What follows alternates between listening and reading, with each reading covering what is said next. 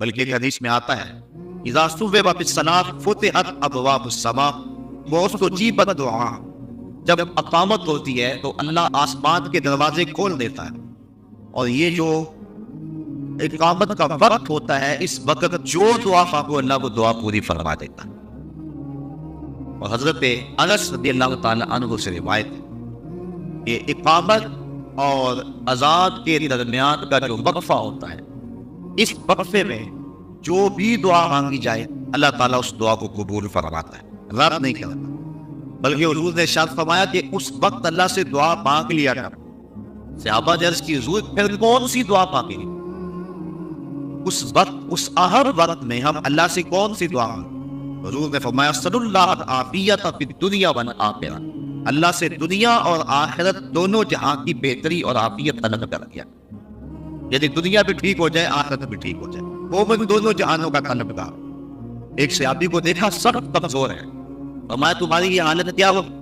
عرض کی حضور میں نے اللہ سے دعا مانگی کہ جو دکھ تکلیفیں میرے مقدر کی ہیں وہ آخرت میں نہ آئیں، دنیا پہ ہی آ جائیں، اور میں دنیا پہ سارے دکھ اور عذاب اور مصیبتیں جھیل لوں تاکہ میری آخرت صاف ہو جائے۔ بظاہر یہ بڑی ایک ایسی بات تھی جس پہ داد دی جاتی، اس نے آخرت کو اختیار کیا، لیکن حضور اس بات پر خوش نہیں ہوئے۔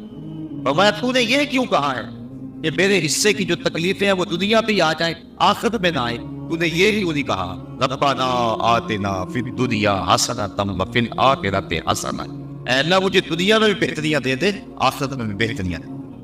جو مومن ہے وہ دونوں جہاں کی بہتریاں چاہتے، یہ نہیں ہے کہ دنیا کے اوپر پستے رہیں، ہم دنیا کے اوپر پسنے کے لیے نہیں آئے۔ امت مسلمہ دنیا آخرت دونوں کی طاقت اور دونوں کی چاہنے والی، اور اللہ کے خزانے بڑے وسیع ہیں، اس لیے جب اس سے مانگو تو کھل کے مانگو، تم اپنے دعوت کو تنگ پاؤ گے، اس کے خزانوں میں کمی نہیں ہے۔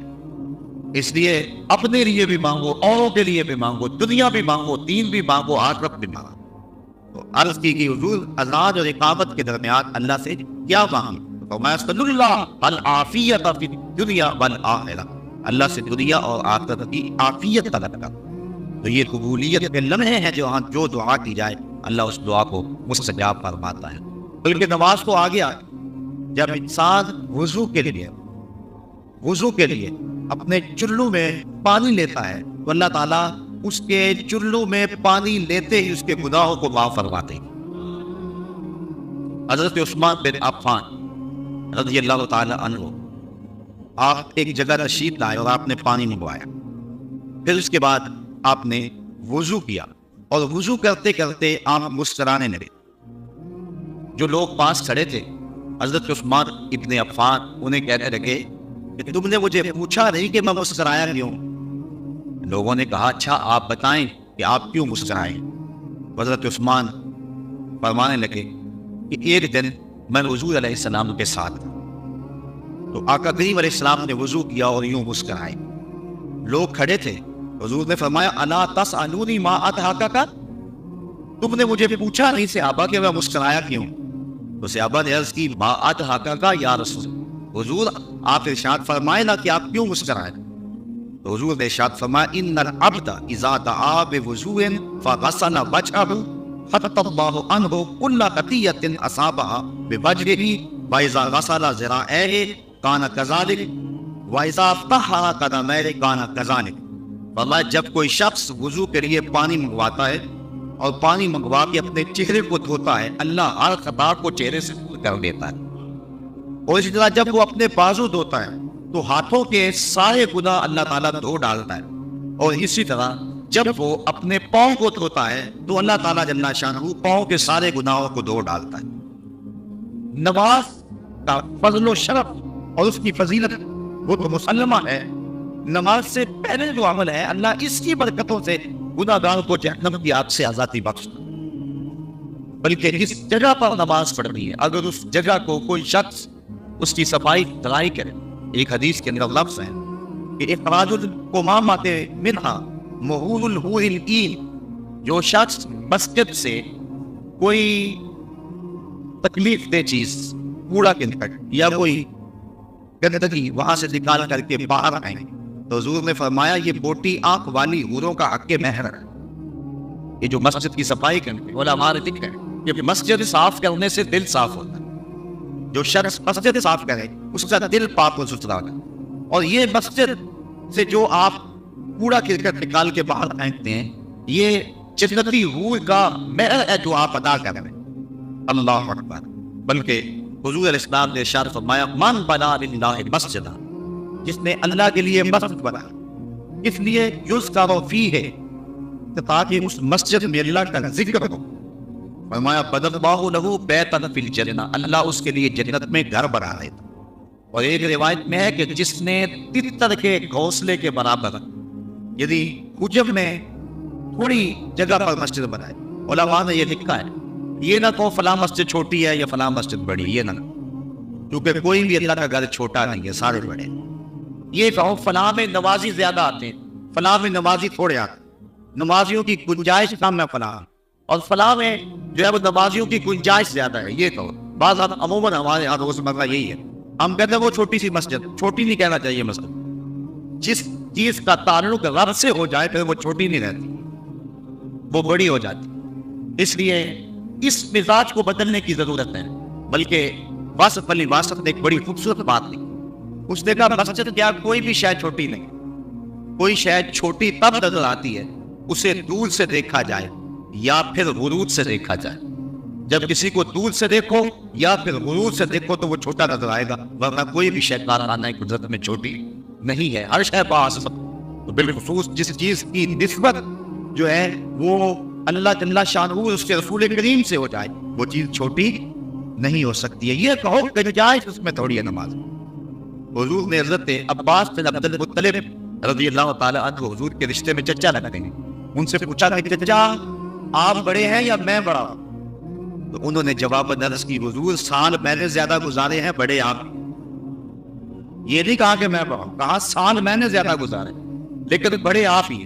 تو جب نسبت اچھی جگہ ہو تو پھر اپنی زبان کو احتیاط کے ساتھ حرکت دینی چاہیے.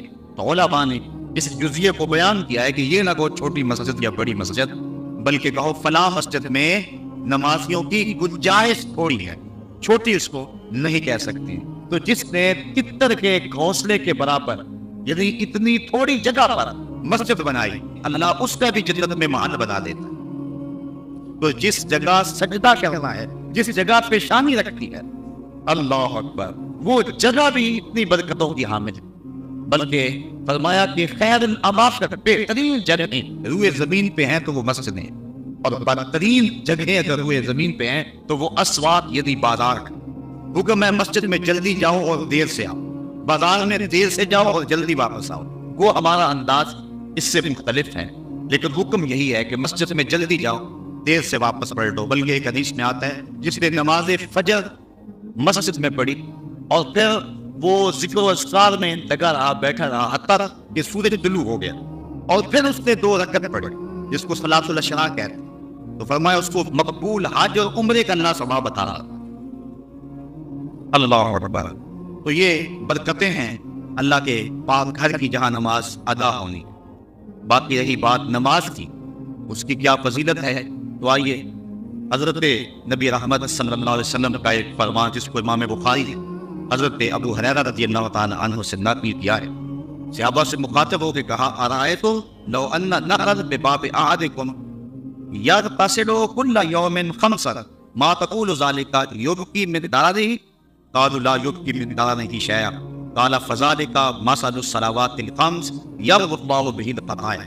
فرمایا صحابہ ایک بات کو بتاؤ، اگر کسی شخص کے دروازے کے سامنے سے کوئی نہر گزرتی ہو اور وہ دن میں 5 مرتبہ اس نہر میں غسل کرے، مجھے بتاؤ کیا اس کے بدن پر کوئی میل کچیل باقی رہے گی؟ صحابہ نے عرض کی حضور اس کے بدن پر کوئی میل باقی نہیں رہے گی. فرمایا یہی 5 نمازوں کی مثال ہے. جو شخص پنجگانہ نماز پڑھتا ہے اس کے بدن پر گناہوں کا کوئی میل باقی نہیں رہتا. اللہ تعالیٰ گناہوں کو دھو دیتا ہے جس شخص نے پنجگانہ نماز کا مزاج بنا لیا. صحابہ فرماتے ہیں، اور یہ بھی حضرت امام بخاری نے حضرت عبداللہ رضی اللہ تعالیٰ عنہ سے روایت نقل کی ہے کہ حضور سے سوال کیا گیا ای العمل احب الی اللہ، حضور سب سے زیادہ اللہ کو محبوب عمل کون سا ہے، یعنی کون سا وہ عمل ہے جو اللہ کو سب سے زیادہ محبوب؟ قال الصلاۃ علی وقتها، فرمایا وقت پہ نماز پڑھنا اولاد بنی آدم کے جتنے بھی اعمال ہیں اچھے نیک صالح اعمال، ان میں سے اللہ کو سب سے زیادہ محبوب عمل جو ہے وہ وقت پہ نماز پڑھنا ہے۔ ثم ایو صحابہ نے عرض کی حضور پھر اس کے بعد قالا ثم بر الوالدین، پھر والدین کے ساتھ اس نے سلوک کرنا۔ نماز کے بعد سب سے زیادہ اہمیت والدین کے ساتھ اس نے سلوک کی۔ آج کل من جملہ قباحتوں میں یہ قباحت بہت زیادہ پائی جا رہی ہے کہ لوگ اپنے والدین کی تعظیم نہیں کرتے، ان کی تذلیل کرتے ہیں۔ حضور نبی رحمت صلی اللہ علیہ وسلم کی خدمت میں ایک شخص حاضر ہوا اور اس نے عرض کی کہ حضور میرا بیٹا اپنی چیزوں کو مجھے ہاتھ نہیں لگانے دیتا۔ تو حضور علیہ السلام نے اس کے بیٹے کو بلایا، پوچھا، اس نے عرض کی حضور اس کو پتہ نہیں ہے تو یہ میری چیزیں خراب کر دیتا ہے۔ امام طبرانی نے موجب میں یہ روایت بیان کی، حضور کی آنکھوں میں آنسو آ گئے اور حضور فرمایا ایک وقت وہ تھا کہ اس کی چیزیں تو خراب کرتا تھا، اس نے تو نہیں کہا تھا کہ یہ میری چیزیں خراب کرتا ہے اور میں ہاتھ نہیں لگانے دوں گا۔ پھر حضور نے وہ تاریخ ساتھ جملہ ارشاد فرمایا انتا و مالکا لابیکا، فرمایا تو بھی اور تیرا مال بھی تیرے باپ کا ہے، یعنی باپ جس طرح چاہے تصرف کر سکتا ہے تو اس کو روک نہیں سکتا ہے۔ تو والدین کی نافرمانی اللہ کی رحمتوں سے انسان کو محروم کر دیتی ہے اور والدین کی فرما برداری اللہ کی رحمتوں کا حقدار بناتی ہے۔ ایک حدیث میں آتا ہے کہ 4 اشخاص ایسے ہیں کہ جب قیامت کا دن ہوگا تو جنت میں جانے سے انہیں کوئی شے بھی رکاوٹ نہیں ہوگی۔ ایک وہ شخص کہ جس نے ایسی سچی توبہ کی کہ گناہ کی طرف پلٹنا اتنا مشکل ہے جس طرح تھن سے نکلا ہوا دودھ واپس جانا مشکل ہوتا ہے، اور دوسرا وہ شخص جس نے اپنے والدین کو راضی کر رکھا، اور تیسری وہ خاتون جو اس حال میں مری کہ اس کا شوہر اس کے اوپر راضی تھا، اور چوتھا وہ شخص جس کے ذرائع آمدنی تھوڑے ہیں لیکن عیال کثیر ہیں، اولاد زیادہ ہے، لیکن اس کے باوجود اس نے اپنی اولاد کے پیٹ میں حرام کا ایک لقمہ بھی نہ جانے دیا۔ تو فرمایا کل قیامت کے دن کوئی چیز اس کو جنت میں جانے سے نہیں روک سکے۔ تو والدین کی فرما برداری کرنا یہ نماز کے بعد اہم فریضہ ہے۔ والدین مبتلا ہے تکلیف میں اور بندہ کہتا ہے کہ میں جہاد پہ جاؤں، حضور نے اس کی حوصلہ شکنی فرمائی، اور وہ بخاری شریف کی روایت، ایک شخص نے اس نے جہاد طلب کیا تو فرمایا احی والداک، کیا تیرے والدین زندہ ہیں؟ قال نعم، عرض کی ہاں حضور میرے والدین زندہ ہیں۔ قال ففیہما فجاہد، کہا جا ان کی خدمت کر، یہی تیرا جہاد۔ والدین فالح زدہ اور بیٹا تبلیغی چلا کاٹنے گیا ہو، اسلام تو اس کی حوصلہ افزائی نہیں کرتا۔ ماں باپ کو ضرورت ہو اور بیٹا پیر کی چوکھٹ پہ جا کے بیٹھا ہو، اسلام تو اس کی حوصلہ افزائی نہیں کرتا۔ ہمارے سامنے حضرت وہ ویسے کرنے کی مثال موجود، حضور قمیص کے بٹن کھول کھول کے لمبے سانس لیا کرتے تھے اور فرماتے مجھے یمن سے یار کی خوشبو آتی ہے۔ کسی نے کہا حضور وہ کون ہے جو آپ کو ملنے بھی نہیں آیا؟ لوگ کہاں سے آ گئے، یمن تو دور بھی نہیں ہے، تو وہ ملنے بھی نہیں آیا آپ کو؟ تو فرمایا اس کی بوڑھی اور نابینا ماں ہے جس کی خدمت اسے میرے حضور آنے سے روکے ہوئے، بلکہ فرمایا کوئی اویس کو ملے اور میرا سلام دے اور اس کو کہے کہ میری امت کی بخشش کی دعا کرے۔ حضرت عمر فاروق اور حضرت علی المرتضیٰ دونوں گئے، حضور کا سلام پیش کیا۔ حضرت اویس کرنی نے جب سنا تو آنکھوں میں آنسو ڈالائے اور بار بار کہتے تھے بتاؤ حضور کے لبوں پہ میرا نام کیسے آیا تھا، کیسے کہاں تھا اویس کو سلام دینا؟ جب محبتوں کے امجھتے ہوئے یہ جذبے دیکھے کہا اتنا پیار حضور سے تو ملنے کیوں نہیں آیا؟ جب یہ بات کہی تو حضرت اویس نے رخ کو بدلا، کہا تم نے میرے رسول کو دیکھا ہے؟ کہا ہاں ہم تو شام سویرے رہتے ہی خدمت میں تھے۔ کہا پھر بتاؤ حضور کے ابرو جڑے ہوئے تھے یا کھلے ہوئے تھے؟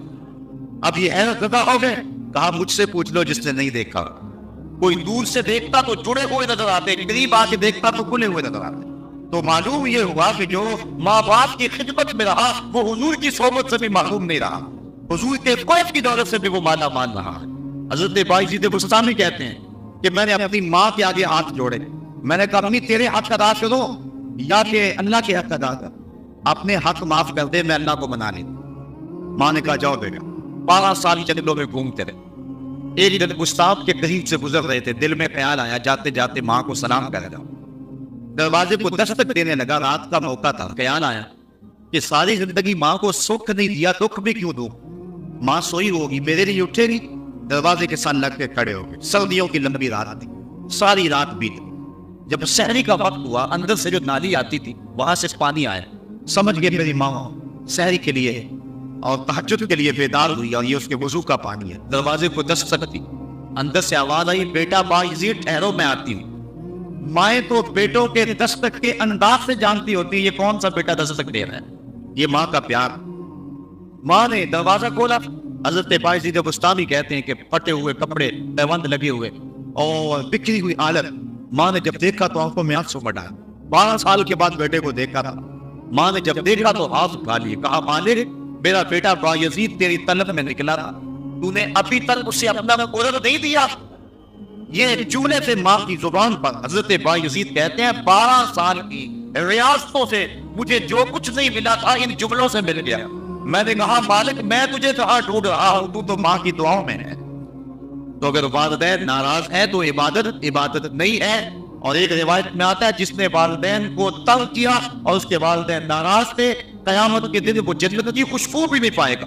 اور جنت کی خوشبو 500 سال کی مسافت سے آنا شروع ہو جائے گی, لیکن وہ جنت کی خوشبو بھی نہیں پائے گا جس کے والدین اس پہ راضی نہیں ہے. فرمایا پہلی چیز کیا, اللہ کو جو محبوب ترین عمل ہے وہ وقت پہ نماز پڑھنا ہے. دوسرا محبوب عمل پھر ان والدین کے ساتھ حسن سلوک کرنا. صحابہ نے عرض کی ثم حضور پھر کون سا عمل ہے؟ قال الجہاد فی سبیل اللہ, کہا اللہ کے راستے کے اندر جہاد کرنا. تو سب سے اولیت نماز کو, پھر اس کے بعد والدین کے ساتھ اس نے سلوک کرنے کو, اور پھر تیسرے نمبر پہ حضور نے جہاد کا ذکر فرمایا ہے. حضرت سلمان فارسی رضی اللہ تعالی عنہ سے ایک روایت ہے, اور روایت بیان کرتے ہیں حضرت ابو عثمان رضی اللہ تعالی عنہ کہتے ہیں ایک دن میں حضرت سلمان فارسی رضی اللہ تعالی عنہ کے ہمراہ کسی سفر میں تھا. خزاں کا موسم تھا اور درختوں کی شاخوں کے اوپر جو پتے تھے وہ زرد ہو گئے ہوئے تھے. ایک درخت آیا جس کی ایک شاخ لٹک رہی اور جس کے اوپر زرد پتوں کا گہنا تھا. حضرت سلمان فارسی نے اس شاخ کو پکڑا اور جھٹکا دیا, جتنے پتے تھے گر گئے. اس منظر کو دیکھ کر کے میں محظوظ ہو رہا تھا کہ حضرت سلمان فارسی میری طرف توجہ پذیر ہوئے اور کہنے لگے ابو عثمان تو نے پوچھا نہیں کہ میں نے ایسا کیوں کیا؟ تو میں نے کہا کہ حضرت آپ بتا دیجئے آپ نے ایسا کیوں کیا؟ کہا ایک دن میں حضور کے ساتھ تھا, سفر کا موقع تھا اور موسم یہی تھا. درخت کی ایک شاخ لٹک رہی تھی جس کے اوپر زرد پتے تھے. حضور آگے بڑھے اور شاخ کو پکڑ کے حضور نے جھٹکا دیا تو جتنے بھی اس کے اوپر پتے تھے سارے گر گئے اور شاخ اسی طرح خالی ہو گئی. تو میں بھی اس منظر کو دیکھ کے محظوظ ہوتا رہا. حضور نے میری طرف توجہ کی اور فرمایا سلمان تو نے مجھے بھی پوچھا نہیں کہ میں نے ایسا کیوں کیا؟ حضرت سلمان فارسی کہتے ہیں میں نے عرض کی بدہ نواز آپ ارشاد کرتے ہیں کہ آپ نے ایسا کیوں کیا؟ تو حضور نے فرمایا جس طرح میں نے اس شاخ کو جنبش سی اور اس کے اوپر کوئی پتا باقی نہیں رہا, جب کوئی شخص نماز کے لیے کھڑا ہوتا ہے اس طرح سارے گناہ اس کے بدن سے جڑ جاتے ہیں. تو یہ نماز کی برکات ہیں. حضور نے ارشاد فرمایا مفتاح الجنت الصلاۃ, جنت کی چابی نماز ہے, یعنی چابی کے بغیر تالا نہیں کھلتا. تو اگر جنت میں جانے کی آرزو ہے تو پھر نماز کی ادائیگی کا مزاج بنانا ہوگا. نماز کی ادائیگی کا مزاج بنا لیں گے تو یہ جنت کو کھولنے والی مفتاح الجنت, جنت کی یہ چابی ہے. بلکہ حضور علیہ السلام نے ارشاد فرمایا اول ما یحاسب بہ العبد یوم القیامہ الصلاۃ, قیامت کے دن بندے سے سب سے پہلا سوال نماز کا ہو. اگر پہلے سوال کے اندر انسان بے بس ہو گیا تو باقی معاملے تو خراب, اور جس نے اس کے جواب کے اندر آسانی پائی اس کے باقی معاملے بھی اللہ ٹھیک فرما دے. تو قیامت کے دن بندوں سے سب سے پہلا سوال جو ہے وہ نماز کا ہو. اور میرے اور آپ کے آقا مولا نے فرمایا حبب الیہ من دنیاکم ثلاث, لوگوں تمہاری دنیا سے مجھے صرف 3 چیزیں پسند ہیں, الطیب والنساء وجعلت قرۃ عینی فی الصلاۃ, خوشبو منقوہ عورتیں اور میری آنکھوں کی ٹھنڈک نماز میں رکھی گئی. حضور نے نماز کو اپنی آنکھوں کی ٹھنڈک قرار دیا. بلکہ نماز کی برکات کا عالم یہ ہے کہ حضور نبی رحمت صلی اللہ علیہ وآلہ وسلم نے ارشاد فرمایا, حضرت ربیہ بن قعب اسلمی رضی اللہ تعالی عنہ حضور کی خدمت میں حاضر تھے اور حضور کی خدمت کیا گیا. تو حضور نے فرمایا سر کوئی سوال کر لی, مانگ لی, ہیں آج وہ مائف بعطا اور بھی کچھ اللہ بس سل مانگ لیجیے.